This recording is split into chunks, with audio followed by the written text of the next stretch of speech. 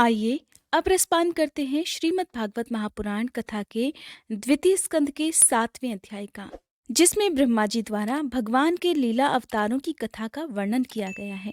श्रीमद् भागवत महापुराण कथा के द्वितीय स्कंद में कुल 10 अध्याय हैं। देवर्षि नारद से संवाद करते हुए ब्रह्मा जी कहते हैं, हे देवर्षि, अनंत भगवान ने प्रलय के जल में डूबी हुई पृथ्वी का उद्धार करने के लिए समस्त यज्ञमय वाराह शरीर ग्रहण किया था। आदि दैत्य हिरण्याक्ष जल के अंदर ही लड़ने के लिए उनके सामने आया। जैसे इंद्र ने अपने वज्र से पर्वतों के पंख काट डाले थे, वैसे ही वराह भगवान ने अपनी दाढ़ों से उसके टुकड़े टुकड़े कर दिए।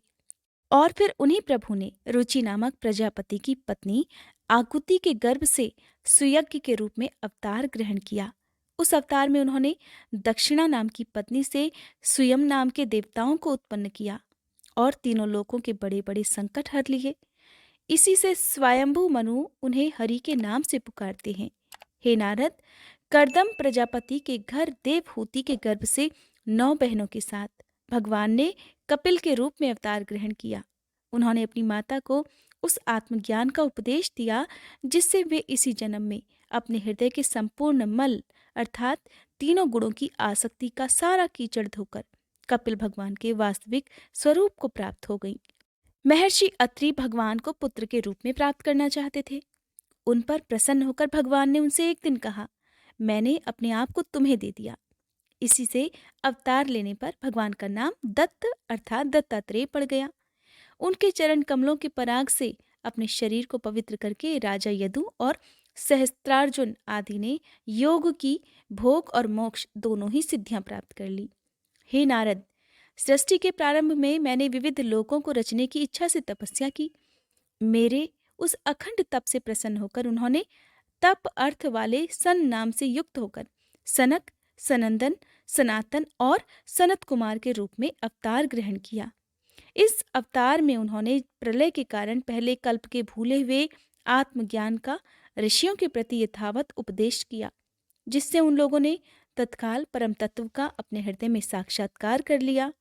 धर्म की पत्नी दक्ष कन्या मूर्ति के गर्भ से वे नर नारायण के रूप में प्रकट हुए। उनकी तपस्या का प्रभाव उन्हीं के जैसा है। इंद्र की भेजी हुई काम की सेना अप्सराएं उनके सामने जाते ही अपना स्वभाव खो बैठी। वे अपने हाव भाव से उन आत्मस्वरूप भगवान की तपस्या में विघ्न नहीं डाल पाई। हे नारद, शंकर आदि महानुभाव अपनी रोष भरी दृष्टि से कामदेव को जला देते हैं, परंतु अपने आप को जलाने वाले असही क्रोध को वे नहीं जला पाते। वही क्रोध नर नारायण के निर्मल हृदय में प्रवेश करने के पहले ही डर के मारे कांप जाता है। फिर भला उनके हृदय में काम का प्रवेश तो हो ही कैसे सकता है। अपने पिता राजा उत्तानपाद के पास बैठे हुए 5 वर्ष के बालक ध्रुव को उनकी सौतेली माता सुरुचि ने अपने वचन बाणों से भेद दिया था। इतनी छोटी अवस्था होने पर भी वे उस ग्लानि से तपस्या करने के लिए वन में चले गए थे। उनकी प्रार्थना से प्रसन्न होकर भगवान प्रकट हुए और उन्होंने ध्रुव को ध्रुवपद का वरदान दे दिया। आज भी ध्रुव के ऊपर नीचे प्रदक्षिणा करते हुए दिव्य महर्षिगण उनकी स्तुति गान करते रहते हैं। कुमार्गामी विनका ऐश्वर्य और पुरुष ब्राह्मणों के हुंकार रूपी वज्र से जलकर भस्म हो गया। वो नरक में गिरने लगा। ऋषियों की प्रार्थना करने पर भगवान ने उसके शरीर मंथन से पृथु के रूप में अवतार धारण कर उसे नरक से उबारा और इस प्रकार पुत्र शब्द को चरित्रार्थ किया।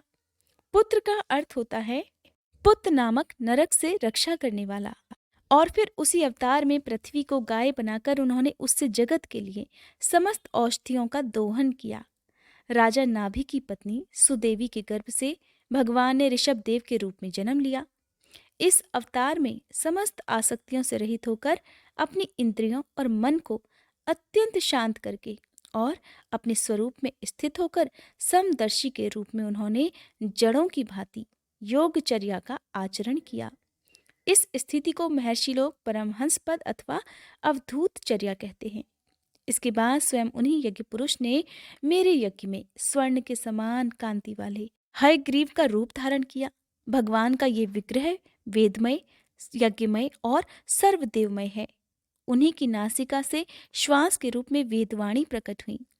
चाक्षुष मनवंतर के अंत में भावी मनु सत्यव्रत ने मत्स्य रूप में भगवान को प्राप्त किया। उस समय पृथ्वी रूप नौका के आश्रय होने के कारण ही वे समस्त जीवों के आश्रय बने। प्रलय के उस भयंकर जल में मेरे मुख से गिरे हुए वेदों को लेकर वे उसी में विहार करते रहे। जब मुख्य मुख्य देवता और दानव अमृत की प्राप्ति के लिए क्षीर सागर को मथ रहे थे, तब भगवान ने कच्छप के रूप में अपनी पीठ पर मंद्राचल धारण कर लिया। उस समय पर्वत के घूमने के कारण उसकी रगड़ से उनकी पीठ की खुजलाहट थोड़ी मिट गई, जिससे वे कुछ क्षणों तक सुख की नींद सो पाए थे। देवताओं का महान भय मिटाने के लिए ही उन्होंने नरसिंह का रूप धारण किया। फड़कती हुई भौहों और तीखी दाढ़ों से उनका मुख बड़ा डरावना लगता था। हिरण्यकश्यपु ने देखते ही हाथ में गदा लेकर उन पर टूट पड़ा। इस पर भगवान नरसिंह ने दूर से ही उसे पकड़कर अपनी जांघों पर डाल लिया और उसके छटपटाते रहने पर भी अपने नखों से उसका पेट फाड़ डाला। बड़े भारी सरोवर में महाबली ग्राह ने गजेंद्र का पैर पकड़ लिया। जब बहुत थककर वो घबरा गया, तब उसने अपनी सूंड में कमल लेकर भगवान को पुकारा, हे आदि पुरुष, हे समस्त लोकों के स्वामी, हे श्रवण मात्र से कल्याण करने वाले। उसकी पुकार सुनकर अनंत शक्ति भगवान चक्रपाणी गरुड़ की पीठ पर चढ़कर वहां आए और अपने चक्र से उन्होंने ग्राह का मस्तक उखाड़ डाला। इस प्रकार कृपा परवश भगवान ने अपनी शरण में आए हुए गजेंद्र की सूंड पकड़कर उस विपत्ति से उसका उद्धार किया था।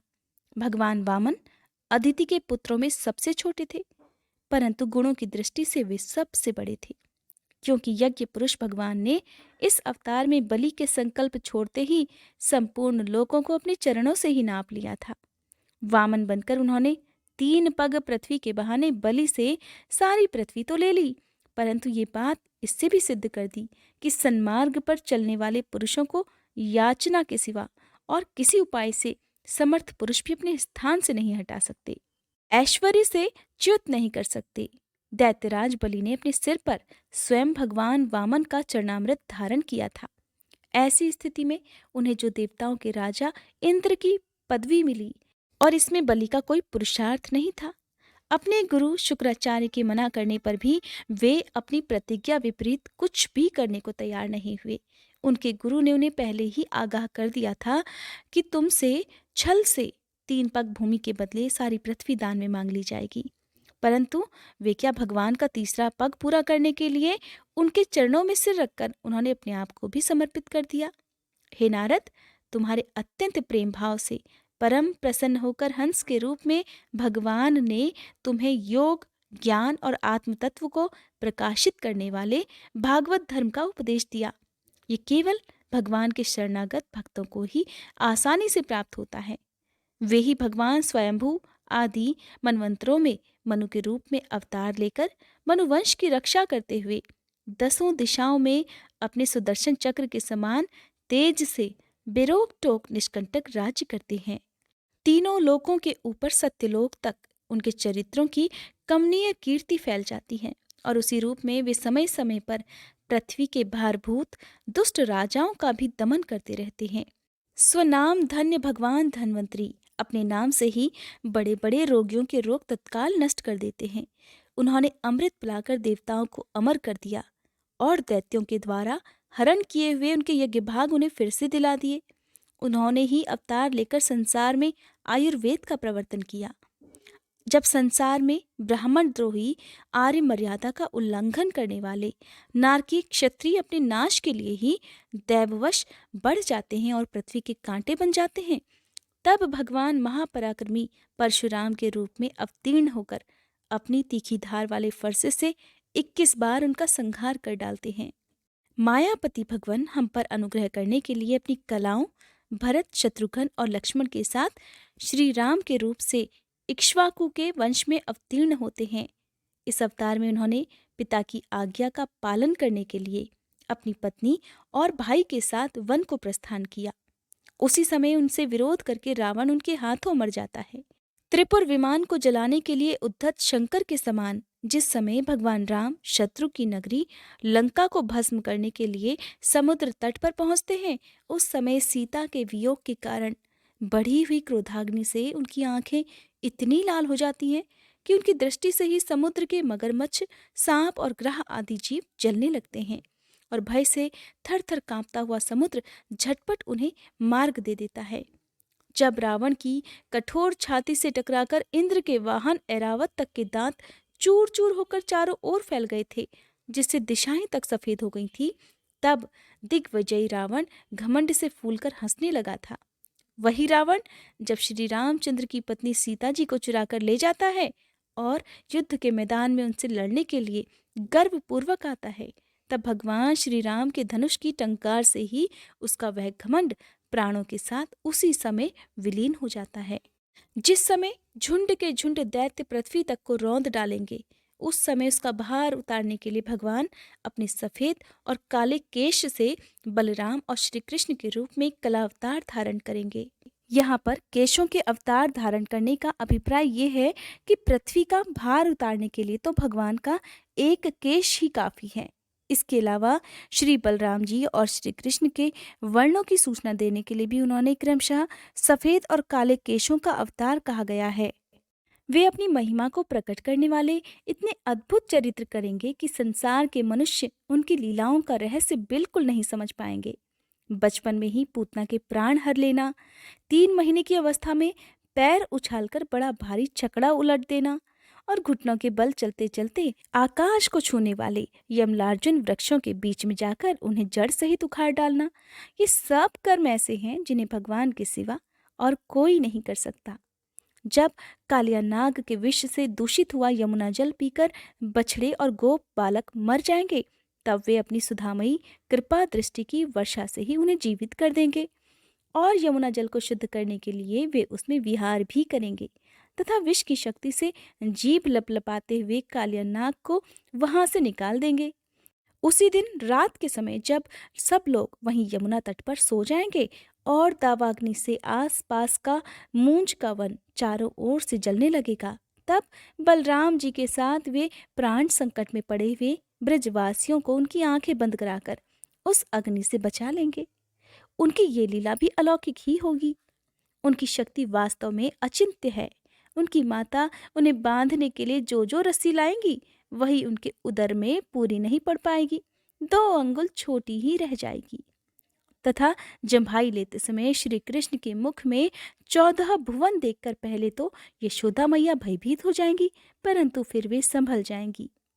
वे नंद बाबा को अजगर के भय से और वरुण के पाश से छुड़ा देंगे।